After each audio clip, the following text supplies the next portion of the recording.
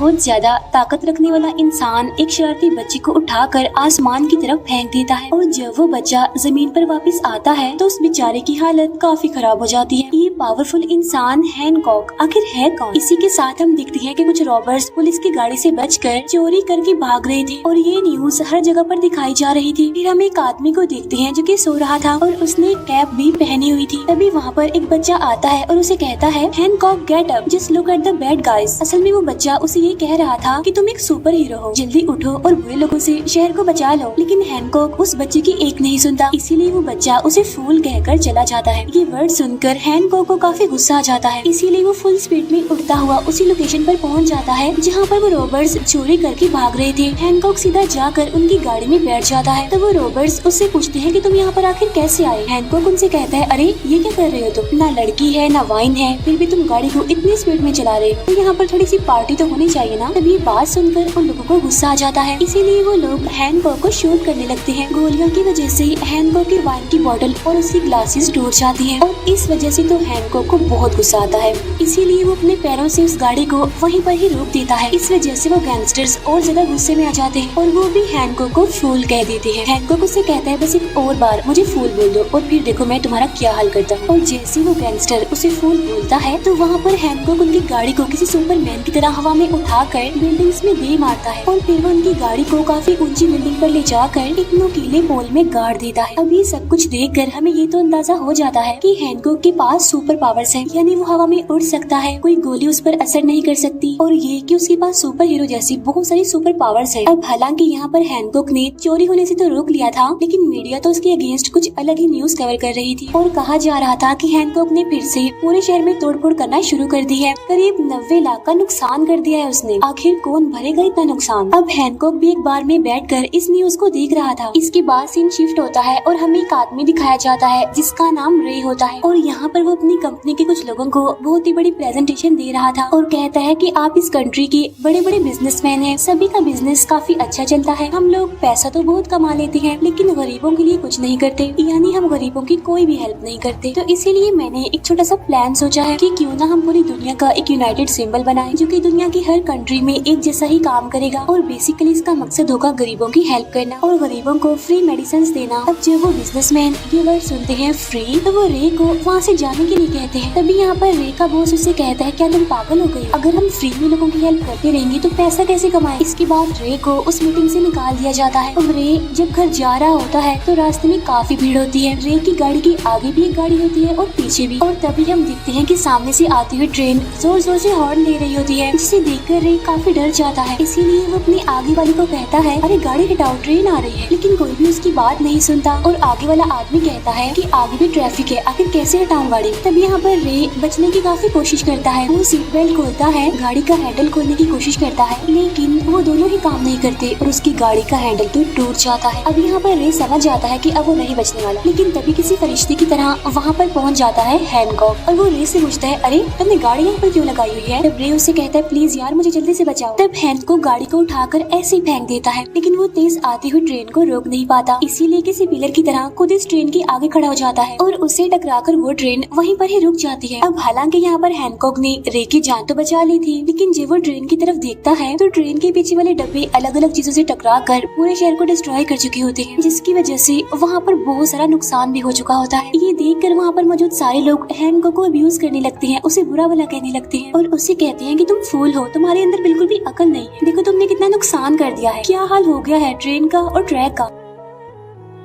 अब यहाँ पर हैनकॉक भी उन्हें कुछ नहीं कहता, उनकी बुरी बुरी बातें सुन रहा होता है और फिर वो कहता है कि बोलो जिसे जो बोलना है, मुझे कोई भी फर्क नहीं पड़ता। लेकिन तभी वहाँ पर आकर उन लोगों से कहता है हे क्या कर रहे हो तुम लोग, मेरी एक फैमिली है और अगर आज मैं जिंदा हूँ तो सिर्फ इसकी वजह से, यानी हैनकॉक की वजह से। आज अगर ये ना होता तो मैं मर गया होता। तब हैनकॉक रिप्लाई में कहता है इट्स ओके, कोई बात नहीं। तब रे उससे कहता है कि मेरी गाड़ी तो पूरी तरह से टूट चुकी है, तो क्या तुम मुझे मेरे घर तक ड्रॉप कर सकते हो। तब ये सुनकर हैनकॉक अपनी पावर से उसकी गाड़ी को उठाकर उसके घर पर ड्रॉप कर देता है है और यहाँ पर हम रे के बेटे को देखते हैं जो कि हैनकॉक का काफी बड़ा फैन था और वो हैनकॉक को आज अपने ही घर में पाकर काफी खुश होता है। और तभी वहाँ पर रे की वाइफ मैरी भी आ जाती है और कहती है कि ये वही न्यूज वाला आदमी है ना जो हर जगह तोड़फोड़ करता है। तब रे कहता है कि आज इसने मेरी जान बचाई, अगर आज ये ना होता तो मैं जिंदा ना होता। तब हैनकॉक उसे थैंक यू बोलकर वहाँ से जाने लगता है। तब रे उसे कहता है क्यों ना आज का खाना तुम हमारे साथ खाओ, जिस पर हैनकॉक कहता है yes of course why not. अब खाना खाते वक्त ये लोग आपस में बातें कर रहे होते हैं। तभी रे का बेटा कहता है कि यहाँ गली में एक बच्चा है जो मुझे बहुत तंग करता है। तब हैनकॉक कहता है कि उसकी बातों पर ज्यादा ध्यान मत दो, बस तुम उसे जोर से किक कर दो और वो वहीं पर चुप हो जाएगा। तब मैरी कहती है कि छोटा बच्चा है वो, उसे ऐसी बातें मत सिखाओ। तब ये सुनकर हैनकॉक अपनी वाइन की बोतल लेकर वॉशरूम में चला जाता है। तब मैरी रे से पूछती है क्या वो सच में वॉशरूम में वाइन की बोतल लेकर गया है। अब वापस आकर हैनकॉक रे को थैंक्स कहता है और वहाँ से जाने लगता है। रात को मैरी अपने हस्बैंड यानी रे को कहती है कि तुम हैनकॉक से दूर ही रहना, क्योंकि हर कोई उसे बुरा भला कहता रहता है और उसकी इमेज भी सोसाइटी में काफी खराब, और अगर तुम भी उसके साथ रहे तो तुम्हारी इमेज भी खराब हो जाएगी। अब ये सारी बातें हैनकॉक उनके घर की छत पर बैठकर सुन रहा था। इसके बाद नेक्स्ट मॉर्निंग हम हैनकॉक को देखते हैं जो कि नींद से जागता है और वो पास ही पड़े एक छोटे से बॉक्स को उठाता है और उसके अंदर पिक्चर की 2 टिकट्स थी जो कि रे ने भिजवाई थी। तब उन्हें देखकर हैनकॉक काफी इमोशनल हो जाता है और वो सोचता है हाँ सच में मुझे अपनी इमेज को अच्छा बनाना होगा, यानी मुझे खुद को सुधारना होगा। इसीलिए वो सीधा रे के घर जाता है, लेकिन रास्ते में उसे एक बच्चा फूल कह देता है। यहाँ पर हैनकॉक उस बच्चे से पूछता है तुम्हारा नाम क्या। नाम बताने पर हैनकॉक को पता चलता है ये वही बच्चा है जो रे की बेटे को परेशान करता है। वो बच्चा हैनकॉक से पूछता है तुम यहाँ पर क्या कर रहे हो फूल। यहाँ पर हैनकॉक उस बच्चे से कहता है बस एक और बार तुम मुझे फूल कहो और फिर देखो मैं तुम्हारा क्या हल करता हूँ। और जैसे वो बच्चा हैनकॉक के पास आकर बोलता है फूल, तो हैनकॉक आसमान में इस बच्चे को काफी ऊपर तक उछाल देता है, इतना ऊपर कि आप अंदाजा नहीं लगा सकते। और तभी वहाँ पर नीचे रे भी आ जाता है और वो पूछता है कि आखिर यहाँ पर चल क्या रहा है। तब हैनकॉक उसे कहता है कि सब कुछ ठीक ही तो चल रहा है, कुछ भी नहीं हुआ यहाँ पर। और तभी आसमान से वो बच्चा नीचे गिर रहा होता है, लेकिन हैनकॉक उसे नीचे गिरने से बचा लेता है। अब इस हादसे के बाद तो वो बच्चा रोता हुआ चिल्लाता हुआ वहाँ से चला जाता है। यहाँ पर रे हैनकॉक से पूछता है क्या तुमने इस बच्चे को हवा में उड़ाया था, जिस पर हैनकॉक कहता है नहीं यार बस ये तो थोड़ी सी मस्ती कर रहा था, तो मैंने सोचा कि इसे थोड़ी सी हवा की सैर करवा दूं। इसके बाद ये दोनों जाकर अपने रूम में बैठ जाते। यहाँ पर रे उसे कहता है कि तुम एक अच्छे इंसान हो, लोगों की हेल्प करना चाहते हो, लेकिन इसके बदले में लोग तुम्हें बुरा भला कहते हैं और तुम्हारी कोई भी इज्जत नहीं करता। इसीलिए तुम्हें उन लोगों को बताना पड़ेगा कि तुम्हारे अंदर सच में कितनी पावर्स है, बिल्कुल किसी सुपर हीरो की तरह, और तुम भी असल में एक सुपर हीरो हो जो हर टाइम लोगों की हेल्प करने के लिए बिल्कुल तैयार होता है। हैनकॉक कहता है हाँ मैं तो लोगों की ऐसे हेल्प करता हूँ। तो यहाँ पर रे उसे यूट्यूब की एक वीडियो दिखाता है और कहता है कि देखो एक बार बीच पर एक काफी बड़ी मछली पानी से बाहर आ गई थी और तुमने उसे उठाकर इतनी दूर फेंका कि वो दूर खड़ी बोट पर जाकर गिर गई। तब हैनकॉक कहता है मुझे याद नहीं। इसके बाद रे उसे एक और वीडियो दिखाता है और कहता है कि देखो एक दिन तुम फटे हुए कपड़े पहनकर आइसक्रीम की शॉप में चोरी कर रहे थे, सब बच्चे तुम्हें देखकर हंस रहे थे क्योंकि तुम्हारे कपड़े इतने ज्यादा फटे हुए थे। तब हैनकॉक उससे पूछता है क्या तुमने जलते हुए घर में से कभी लोगों को बचाया है। मेरा ऐसा हाल तभी हुआ था, मैंने एक जलते हुए घर से लोगों को बचाया था। अभी इन दोनों की बातें हो भी रही थी कि तभी वहाँ पर मैरी भी आ जाती है और वो इन दोनों की बातों को इग्नोर करके अपना काम करने लगती है। यहाँ पर रे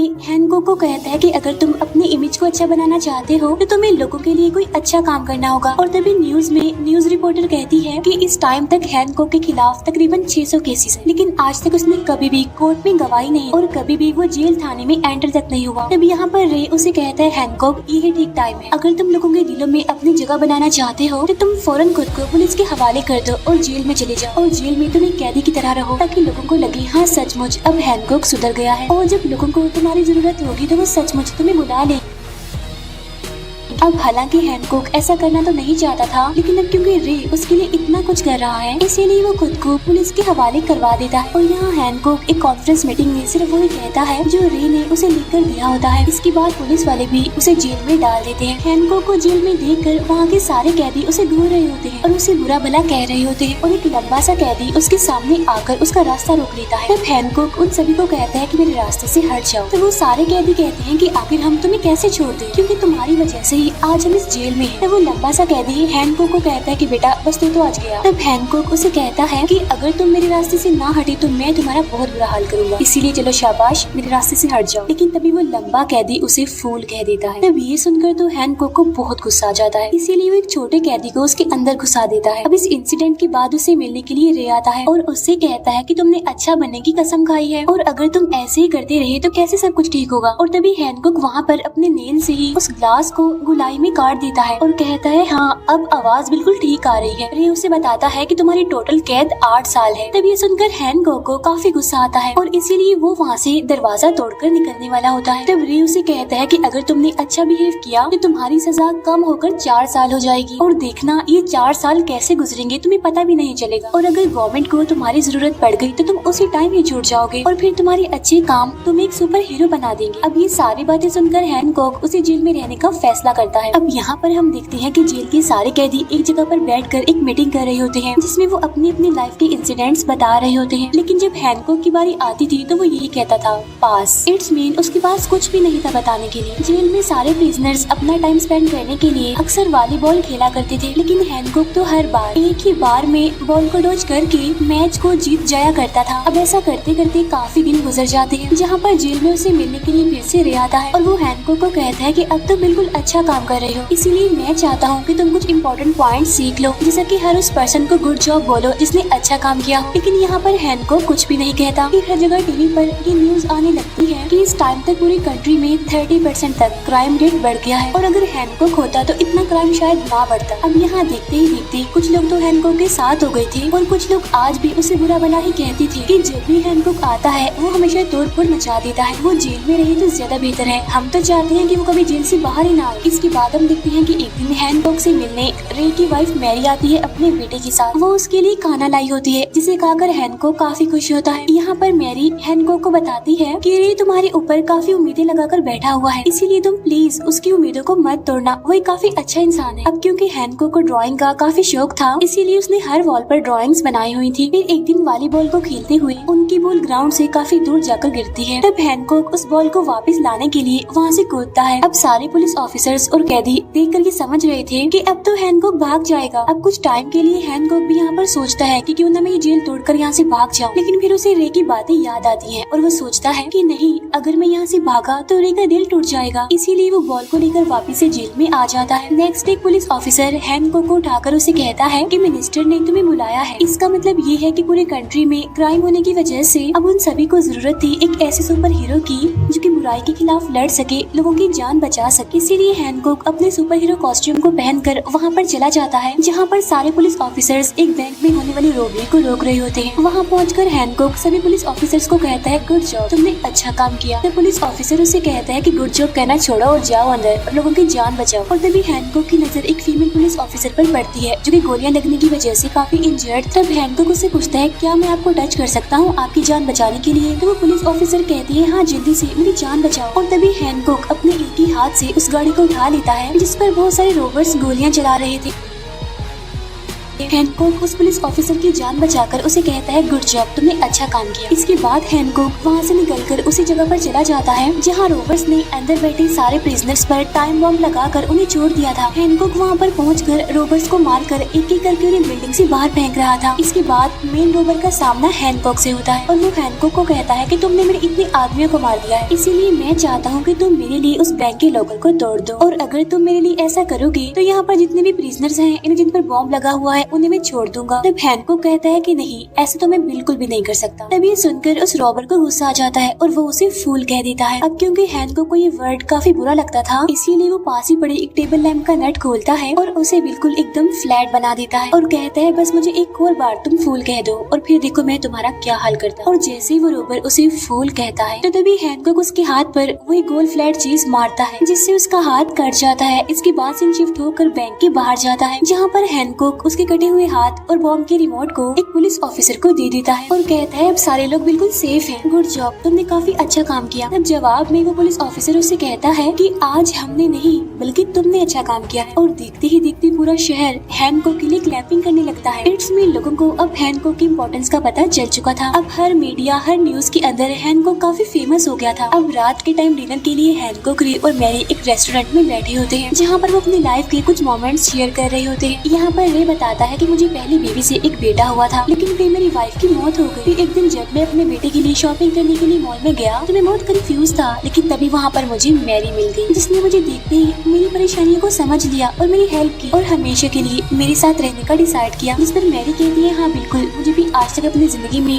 रे जैसा इंसान कभी भी नहीं मिला, ये काफी अच्छे हैं। हैनकॉक, तुम भी अपने बारे में कुछ बताओ ना। तब हैनकॉक कहता है कि ये शायद काफी टाइम पहले की बात है, मेरे सर पर किसी ने बहुत जोर से अटैक किया था, जिसकी वजह से मेरा सर फट गया और फिर वहाँ के लोग मुझे हॉस्पिटल लेकर गए, लेकिन फिर थोड़े ही टाइम बाद मेरी सारी चोटें फिर से हील हो गई। लेकिन जब मैं उठा तो वहाँ पर कोई भी नहीं था, लेकिन जब मैंने अपनी पॉकेट चेक की तो वहाँ पर पिक्चर के सिर्फ 2 टिकट्स थे और कुछ भी नहीं। बिलीव मी, वहाँ पर कोई भी नहीं था मुझे संभालने के लिए। ये सुनकर रे कहता है कि आखिर ये बात न्यूज में क्यों नहीं आई, जिस पर हैनकॉक उसे कहता है कि ये तकरीबन 80 साल पुरानी बात और मैं इमॉर्टल हूँ, मैं कभी भी नहीं मर सकता। अब क्योंकि रे ने काफी ड्रिंक कर ली थी, इसीलिए हैनकॉक उसे अपने कंधे पर उठाकर उसके घर छोड़कर आता है, लेकिन वहाँ से जाते टाइम वो मैरी को देखता है। अब यहाँ पर वो दोनों किसी अननोन रीजन की वजह से एक दूसरे की तरफ अट्रैक्ट होने लगते हैं, लेकिन तभी अचानक से मैरी उसे उठाकर काफी दूर फेंक देती है। तब ये देखकर हैनकॉक काफी हैरान हो जाता है कि आखिर उसे कोई टच नहीं कर सकता, गोलियां उसका कुछ नहीं बिगाड़ सकती, तो फिर मैरी में इतनी पावर कैसे आ गई, उसने उसको इतनी दूर कैसे फेंक दिया। तब यहाँ पर मैरी उसे आकर बताती है कि मैं भी तुम्हारी तरह यानी सुपर पावर्स रखने वाली, लेकिन अगर तुमने इस बारे में रे को बताया तो देखना मुझसे बुरा कोई नहीं होगा। लेकिन नेक्स्ट मॉर्निंग जब रे नींद से जागता है तो वो देखता है कि उसके घर की पूरी वॉल टूटी हुई है और उसकी गाड़ी का तो बहुत बुरा हाल। तब यहाँ पर मैरी आकर उसे बताती है कि वो कल रात हैनकॉक को काफी जोर से छींक आ गई थी और उसकी छींक की वजह से इतना बड़ा होल हो गया। तब ये देखकर रे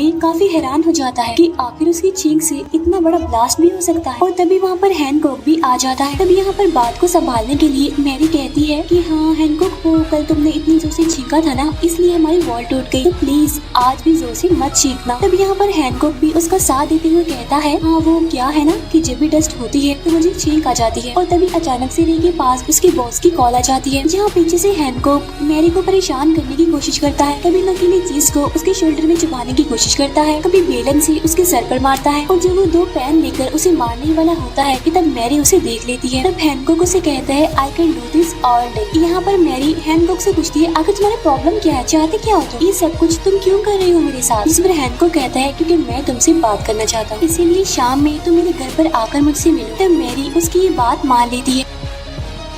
इसके बाद रे जैसी ऑफिस जाता है तो मैरी हैनकॉक से मिलने के लिए उसके घर पर चली जाती है। यहाँ पर हैनकॉक उससे पूछता है कि आखिर हम हैं कौन और हमारे अंदर इतनी सुपर पावर्स कैसे आ गई। तब मैरी उसे बताती है कि लोग तो हमें गॉड, फरिश्ते और आजकल के लोग तो हमें सुपर हीरोज भी कहते हैं। यहाँ पर हैनकॉक पूछता है, हमारे जैसे क्या और लोग भी मौजूद, जिस पर मैरी कहती है कि नहीं, सब लोग मर चुके हैं और सिर्फ हम दोनों ही बचे हैं, और ये बात आज से हजारों साल पुरानी। यहाँ पर हैनकॉक उससे पूछता है कि आखिर तुम मेरी क्या लगती है। तब यहाँ पर मैरी झूठ बोलते हुए कहती है कि मैं तुम्हारी बहन। ये सुनकर हैनकॉक कहता है कि नहीं, इम्पॉसिबल, क्योंकि जिस तरह से कल तुम मेरी तरफ अट्रैक्ट हो रही थी, मुझे नहीं लगता कि तुम मेरी बहन हो सकती और तुम मुझसे सच छुपा रही हो। तो मैरी कहती है, मैं बिल्कुल सच कह रही, मेरी बात का यकीन करो। लेकिन फिर भी हैनकॉक उसकी बात नहीं मानता और कहता है, क्योंकि ठीक है, मत बताओ, और अब मैं तुम्हारी सच्चाई बताने जा रहा हूँ तुम्हारी हस्बैंड रे को। और अब यहाँ पर उसे रोकने के लिए तो मैरी उसे फाइट करती है, और अब देखते ही देखते उन दोनों के बीच एक जबरदस्त फाइट क्रिएट हो जाती है। हैनकॉक को रोकने के लिए मैरी वहाँ पर पड़े एक काफी बड़े ट्रक को उठाकर हैनकॉक पर दे मारती है, और यहाँ पर हैनकॉक भी उसका मुकाबला करता है। इस वजह से मैरी को काफी गुस्सा आ जाता है, इसीलिए वो वहाँ पर एक काफी बड़ा तूफान क्रिएट कर देती है। इसी वजह से पूरे शहर में काले बादल छा जाते हैं, वहाँ पर बर्फ जमने लगती है। इनकी लड़ाई इतनी ज्यादा खतरनाक होती है कि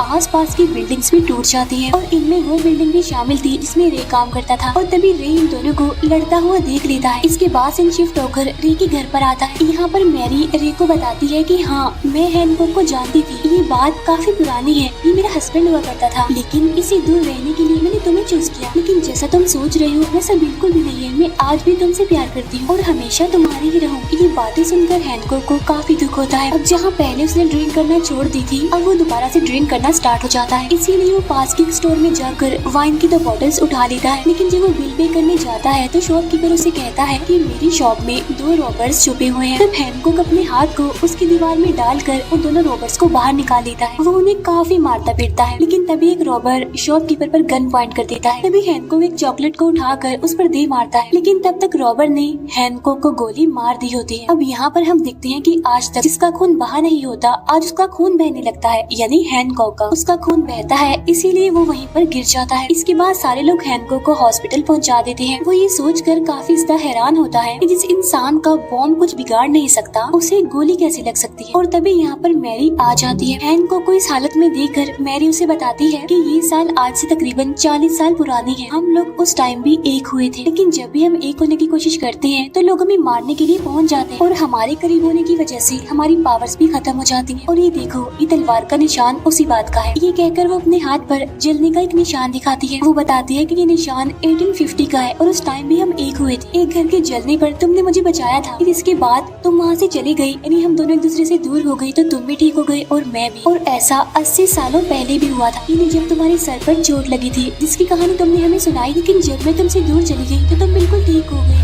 अभी ये दोनों बातें कर ही रहे होते हैं कि तभी वहाँ पर वो हाथ कटा रॉबर पहुँच जाता है, यानी जिसका हाथ हैनकॉक ने काटा था। और वो वहाँ पर पहुँचते ही मैरी को गोलियों से शूट कर देता है, जिस वजह से मैरी काफी इंजर्ड हो जाती है। और हैनकॉक को काफी गुस्सा आता है उसकी ऐसी हालत देखकर, इसीलिए वो एक एक करके उन सारे रॉबर्स को मारने लगता है। अब यहाँ पर बेशक हैनकॉक की पावर्स कम जरूर हुई थी, लेकिन अभी भी वो पूरी तरह से इंसान नहीं बना था, इसीलिए वो वहाँ पर मौजूद सारे रॉबर्स को मार रहा होता है। और लास्ट में बारी आती है उसी हाथ कटे रॉबर की, और वो हैनकॉक को काफी मारता है और उस पर भी बहुत सारी गोलियां शूट कर देता है। जहाँ एक तरफ हैनकॉक को दर्द हो रहा होता है, वहीं दूसरी तरफ मैरी भी तड़प रही होती है। यहाँ पर वो हाथ कटा रॉबर उसे कहता है कि अगर तुम मरने के बाद हेल जाओगे तो मेरा शुक्रिया अदा जरूर करना, क्योंकि वो पर्सन मैं ही हूँ जो तुम्हारा खात्मा कर देगा, क्योंकि अब तुम पूरी तरह से एक इंसान बन चुके हो और अब तुम्हें मरने से कोई नहीं बचा सकता। और जैसे वो आखिरी गोली हैनकॉक के सर पर मारने वाला होता है, तभी वहाँ पर रे पहुँच जाता है और एक एक्स से उसका दूसरा हाथ भी काट देता है। लेकिन अब काफी देर हो चुकी थी, क्योंकि मैरी की सांसें और हार्ट बीट दोनों ही रुक चुकी थी। और तभी हैनकॉक को मैरी की बात याद आती है कि जब भी हम दोनों करीब होंगे या एक साथ होंगे तो हम इंसानों की मौत मरेंगे। इस बात को याद करके हैनकॉक फिर से खड़ा हो जाता है और वो हॉस्पिटल की विंडो से जंप कर देता है, जिसकी वजह से हम देखते हैं कि मैरी की हार्ट बीट थोड़ी सी बढ़ जाती है। हैनकॉक फिर से खड़ा होता है और फिर से जंप करता है, और तभी मैरी वहाँ पर सांस लेने लगती है। इसके बाद हैनकॉक इतनी बड़े जंप लगाता है कि वो सीधा चांद पर पहुँच जाता है, और इसके बाद तो मैरी बिल्कुल होश में आ जाती है और वो बिल्कुल ठीक हो जाती है। इसके बाद हमें 6 महीने बाद का सीन दिखाया जाता है, जहाँ पर हम रे की फैमिली को देखते हैं जो कि काफी खुश थी। ये लोग वहाँ पर आइसक्रीम एंजॉय कर ही रहे होते हैं कि तभी वहाँ पर रे के पास हैनकॉक की कॉल आती है और वो उसे कहता है कि एक बार जरा चांद पर तो देखो। और जब रे ऊपर चांद की तरफ देखता है तो वो देखता है कि चांद पर वही सिंबल बना हुआ है जो उसने बाकी सभी बिजनेसमैन को अप्रोच किया था अच्छे काम करने के लिए। इसका मतलब ये था कि हैनकॉक फिर से आ चुका है एक अच्छा सुपर हीरो बनकर लोगों की हेल्प करने के लिए। और इसी के साथ ये मूवी यहीं पर एंड